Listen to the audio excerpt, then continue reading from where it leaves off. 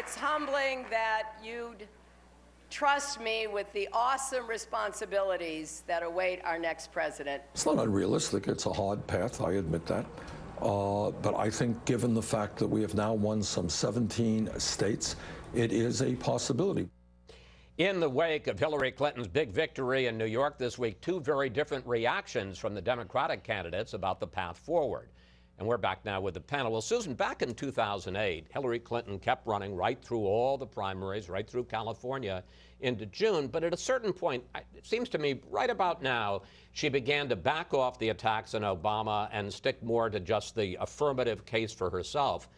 That's not what you're seeing with Bernie Sanders. He's still going after her. Yeah, now we'll see what happens after Tuesday night. You know, he looks like he's headed to a big defeat in Pennsylvania. That's one of these mid-Atlantic states that they had hopes they would win. Jerry has a new pullout this morning that puts him down 15 points in Pennsylvania.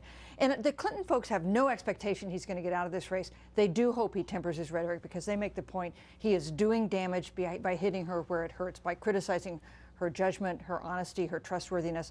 When he criticized her as not being prepared, I don't think that worried them because that is not a vulnerability she has. But he's hitting her on some places where it could hurt her in November. Which brings us to, I guess, one of the big questions in politics, Jerry, and that is what does Bernie Sanders want? If he's not going to be the nominee, what is he going to demand from the Clinton team to go nicely and, in fact, to try to get his millions of supporters to back her? And he began to answer that week, suggesting that what he would like to see in the platform are planks that say the Democratic Party is going to take on Wall Street and the drug companies and oil and gas. What do you think is the likelihood of that? Well, the first person who has to decide the answer to that question is Bernie Sanders himself, I'd say. And the vibes out of the Sanders camp were mixed after Tuesday night, after the New York primary. There were some people who say, we fight on in the convention, it's still possible to win. There was a little of that in that clip from Senator Sanders you just saw. But there were others who said, you know, we'll take stock after this week, you know, the next set of primaries on Tuesday.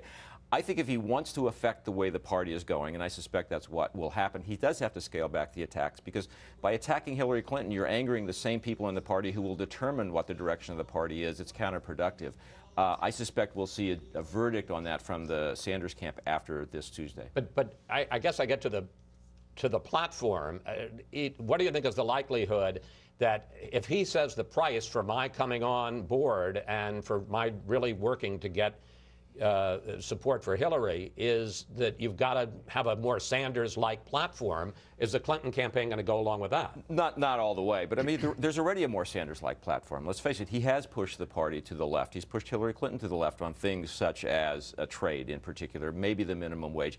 Look, there'll be a negotiation underway, and I don't think the Clinton people will have more leverage than Bernie Sanders shortly, so they're not going to start caving in giant ways that will make it difficult for her to move back to the middle in a general election campaign. Juan, I discussed Clinton's not very impressive poll numbers with Congresswoman Debbie Wasserman Schultz. And as I pointed out to her, and I'll point out again, Trump's unfavorability is even higher.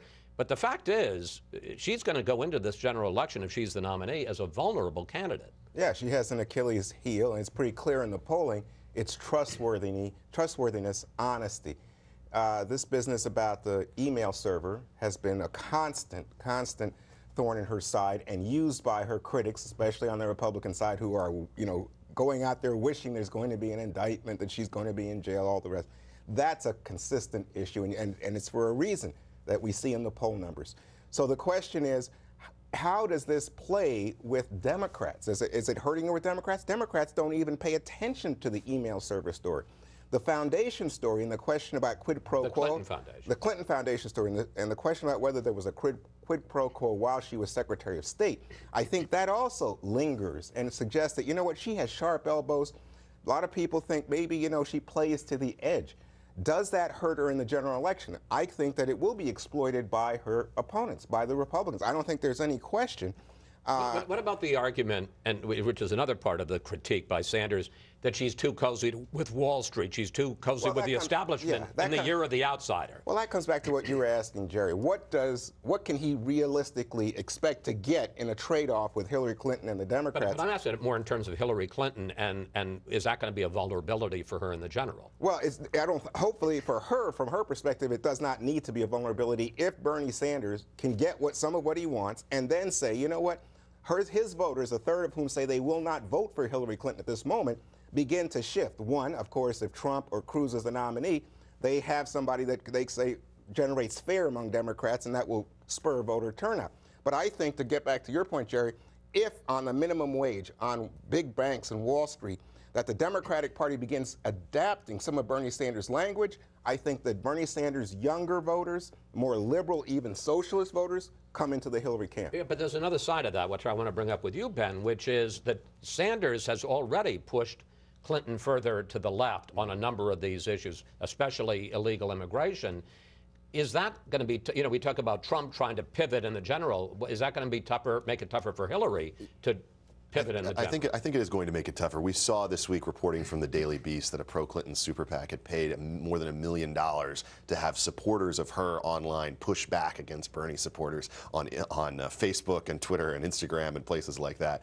It's a sign of how hard it is to get people to support Hillary Clinton among the younger set. And I think that that's the real challenge for her in this environment, which is that younger voters who were key in electing President Obama are not going to be convinced that she's someone who they really need to support, and that's going to have to force her in a position where she's going to have to continue to appeal to their more liberal positions in a lot of these issues as she goes into a general, as opposed to pivoting back to the center. That's going to be a real challenge for her, and it's one of the reasons why I think Sanders supporters, the 30 or so percent that Juan was referring to, are going to prove a tougher nut to crack for Hillary in a general. You know, we talk about the chaos and all the disarray in the Republican Party. How vulnerable a candidate do you think she is going into the general? She has the second highest negatives of any candidate that you could conceive of being in the modern. But she is helped by the fact that she's going to probably be running against the person with the highest negatives in the modern era, thanks to the people of New York for their prioritization of electability on both sides of the political fray when it comes to that issue. You know, let me just say, I don't think her problem is going to be that she's got pushed to the left on policy. I think her problem is that she doesn't excite the kind of enthusiasm that both Bernie Sanders and Donald Trump do. And that's, when you look at this, I mean, the platform, so she can make concessions on the platform. Who's going to care, you know, 48 hours after the platform's been adopted?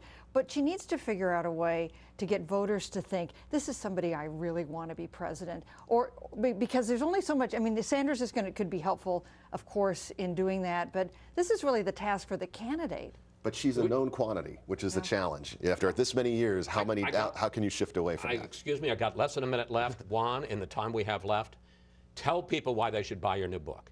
Buy it? Well, I think they should read it. Well, buy it and read it. Well, this book is about change, and it's about the change makers. You know, if the Founding Fathers came back to life and walked down the street with Chris Wallace in Washington, D.C., I think they would be dizzy at the rate of change. This week we saw Harriet Tubman, a black woman, is going to be put on the $20 bill. King, Marian Anderson, Eleanor Roosevelt on the back of the 5. That rate of change suggests America is, in the 2016 cycle, undergoing anxiety, discomfort, economic change, demographic change, political change. This book's about the people who made that change and the America we live in 2016. And I think it's a great eye-opener behind the headlines of the campaign. Well, I wish I had a copy of it right here. Imagine that I did. We the people, buy it. Thank you, panel. See you next Sunday.